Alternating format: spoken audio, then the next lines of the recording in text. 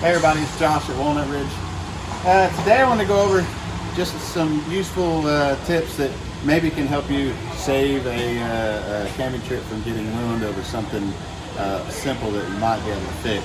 We get a lot of phone calls when people get out to the campsite, something's not working. Maybe their jack on the front won't work, so then they can't lift it off their vehicle to get set up for their campsite, or stabilizer jacks aren't necessarily working properly.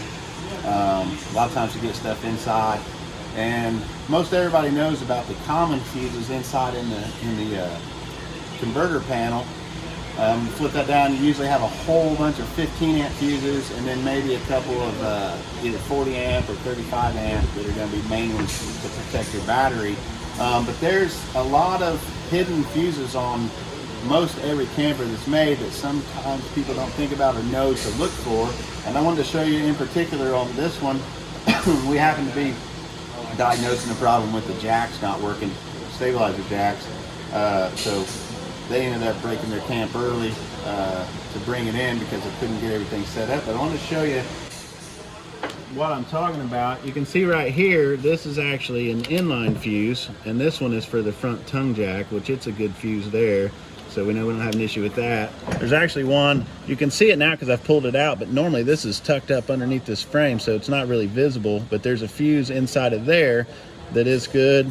And then you can't see it, but this main wire that's coming off the battery actually goes, and I have in my hand here, it goes to a self-resetting thermal breaker. This is just a DC voltage thermal breaker. You got your wires hooked up here.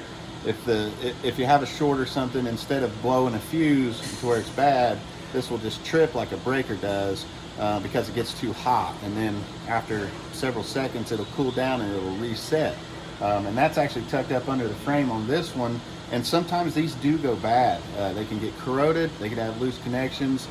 Loose connection might cause them to heat up, so they trip frequently, which will make them weak, and you may have to replace it. But also the older model trailers used to have a little button on the side, so they weren't self-resetting. They'd actually trip a little breaker inside. You'd have to push the button in to reset it. Same thing on fifth wheels. You look up underneath the front compartment, you might find some hidden fuses in there. Most of the time they're going to be around where the battery is.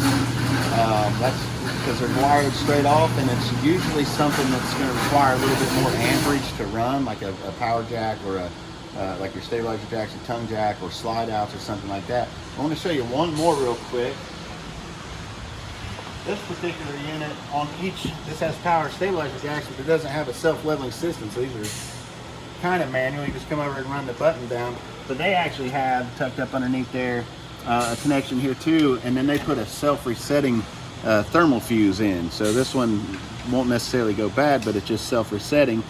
But they can go bad over time if they constantly are tripping, or if there's an issue with the wiring, or sometimes you can see we're kind of exposed to the weather on this one. So they don't have a cover that goes over this, but this could get corroded inside there, and then you have a bad connection, so something wouldn't work on that. So just a tip on some stuff that you can look for in your trailer. If you've got some things that were working fine when you left, and then you get to the campsite and all of a sudden they're not working, it may be simple or as simple as a fuse. Just got to know the right place to look. Thanks.